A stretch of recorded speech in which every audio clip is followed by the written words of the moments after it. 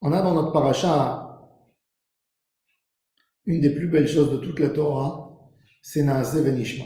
À la fin de notre paracha, Moshe Rabbeinu, quand il a annoncé au Bnei Israël toutes les lois, l'esclavage, les lois entre l'homme et son proche, etc., ils ont dit Kol Asher Diber Hashem, Naaseh Venishma. Il est écrit dans la Gemara, le traité Shabbat, Daf Pechet, feuille 88, que ça c'est un secret, Naaseh Venishma, que les anges se servent quand Dieu parle avec eux. Toute la grandeur de Ham Israël, c'est le Naaseh Venishma. C'est quoi Naaseh Venishma? Naaseh, c'est nous allons faire, et Nishma, nous allons écouter. Rabbeinu Yonah, le Géronde, dans son commentaire sur Pirkei Avot, chapitre 3, il ramène la Mishnah. Kol shema'asav merubim mechochmato, chochmato mitkayemet.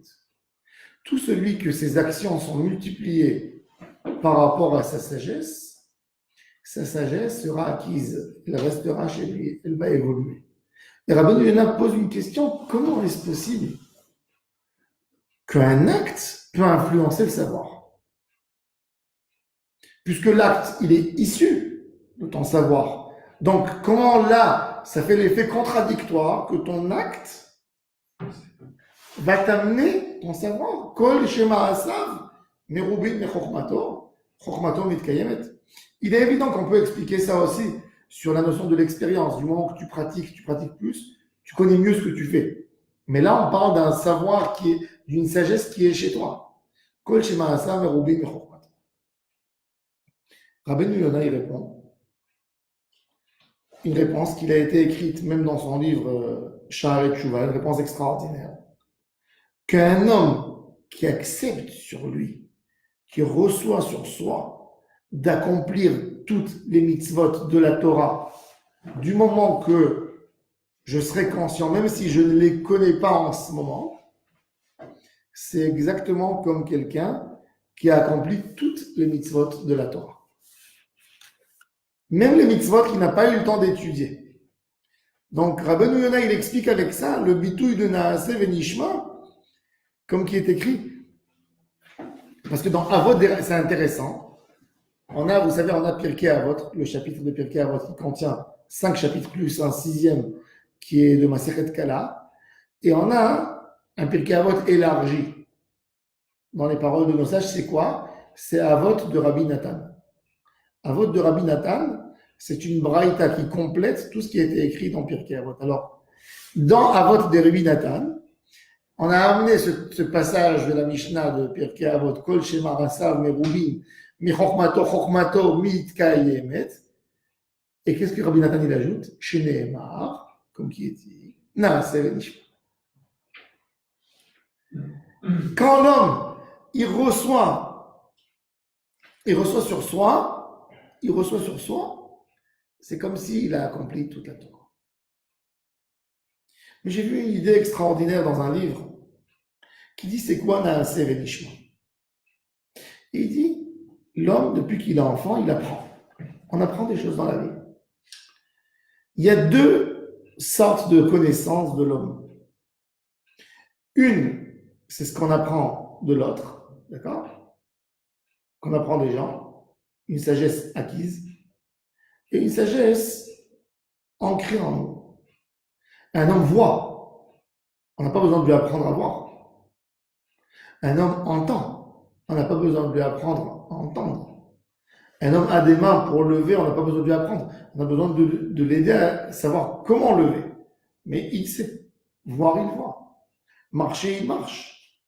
Il mange sans que tu lui apprends. Il respire tout seul. D'accord? Il y a des choses qui sont en nous, qu'on n'a pas besoin de savoir. Et il y a des choses qu'on a besoin d'une aide pour apprendre.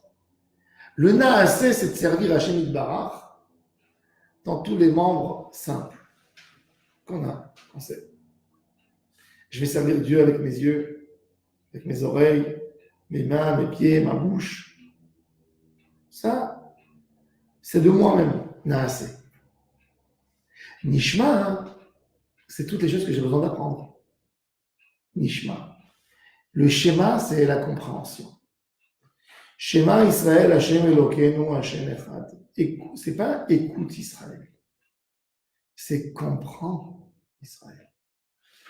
Le Nishma, c'est de prendre quelque chose et de le comprendre de l'intérieur de ce que tu dis. C'est-à-dire c'est un engagement à amener tout mon savoir au service de Dieu.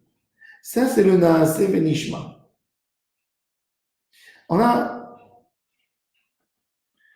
dans Job, il est écrit Mi Besari Erze Eloah. L'homme peut se rapprocher à Hachem avec sa chair, avec son corps. Ça, c'est la partie de Naaseh. C'est en toi. Ça veut dire un homme dans n'importe quelle situation, il doit servir Dieu même s'il n'a jamais appris rien du tout de sa vie. Même s'il n'a jamais étudié dans une yeshiva, même s'il n'a jamais... Tu peux servir Hachem avec ce que tu as compris de toi-même, avec ce que tu n'as pas besoin de personne qui t'enseigne. Tu peux servir Dieu avec. Ça, c'est Mibsari, c'est ce qu'il a dit Job. Il a dit, il y a des choses que je n'ai besoin de personne pour comprendre ta dimension et ta grandeur. C'est Mibsari, et Eloah. Le problème, pourquoi il ne suffit pas aujourd'hui le Naaseh seul? Pourquoi on a besoin de Nishma? Quand l'homme, il est descendu et il a écouté tous ses sentiments, sans corps, normalement, ça lui suffit. Adam Arishon, il avait besoin d'un seul ordre de ne pas manger du fruit interdit. Tout le reste, il a servi Dieu qu'en comprenant chaque membre de son corps, qu'est-ce qu'il a à faire. C'est-à-dire qu'il a compris tellement bien ce qu'il fallait faire avec ses yeux, par exemple, qu'il a accompli avec les yeux toutes les mitzvot qu'on fait avec les yeux. La main, il a compris que Hachem l'a créé et qu'il lui a donné des mains. Il a compris toutes les mitzvot qu'on pouvait faire avec les mains. Les pieds, il a compris toutes les mitzvot qu'on pouvait faire avec les pieds. Et chaque membre du corps. Le problème, pourquoi on n'arrive pas là, nous tous? C'est parce qu'on a diminué la lumière de la Neshama qui est en nous. On n'a pas laissé notre Neshama directement nous éclairer notre route. Regardez Abraham Avinu. Un homme avec une recherche simple, une volonté de savoir ce que son créateur lui donne comme ordre, il découvre Dieu. Il est prêt de tomber dans le feu, de jeter dans le feu. Quand jeter dans le feu et ne pas abandonner ce Hachem, et il accomplit toutes les mitzvot de la Torah de lui-même.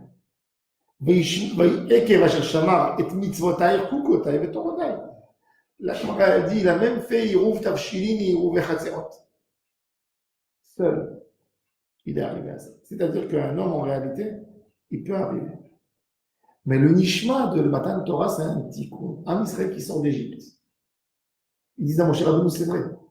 Normalement, Kol Asher Amar Hashem Naaseh, ça suffisait. Mais comme on a été atteint par l'impureté d'Égypte, qui nous a rendu plus paresseux, on veut moins s'engager avec notre corps. L'homme de lui-même, il est attiré par la matière. Il ne veut pas se lever à 2 heures du matin pour chanter à Hachem, par exemple. Il faut lui enseigner l'importance pour qu'il découvre les forces qui sont en lui. Donc le Nishma, quelque part, il va aider à exprimer le Naaseh, toutes les forces que l'on a en nous. Et ça, c'est le secret de Malaché, Hacharet, des anges. Tout ce qu'ils ont en eux, ils donnent pour Hachem. L'ange, il a été créé par Hachem. Il n'a rien de lui-même. Puisque il a été créé, tout ce qu'il a été créé, il va le faire. Nous, l'homme, Akadosh Baruch Hu, nous a donné un Naaseh qui est en nous. Mais ce Naaseh, il a été oublié. Le Nishma, c'est de retrouver le Naaseh qui est en toi, qui est tellement caché. Ça, c'est le Sod chez Malaché, Hacharet, Mishtamshim. Eux, c'est toujours, c'est Naaseh, puisqu'ils n'ont pas de Nishma. Ils ont été formés comme un robot. Donc, il n'y a que du Naaseh. Normalement, nous tous, on était du Naasé. On aurait dû être comme les anges. En fait, ne pas avoir un libre arbitre dans les mitzvot à faire. Mais comme ça a été oublié avec le temps, ça c'est le rôle de la Torah, le nishma, écouter, comprendre, ça va nous aider quelque part à amener toutes nos actions pour Hachem Yitbarach. Ça c'est le secret merveilleux de Naaseh et Nishma. Je vous souhaite à tous et à toutes une excellente journée. Shabbat Shalom Vorach. B'atzlacha dans tout ce que vous faites.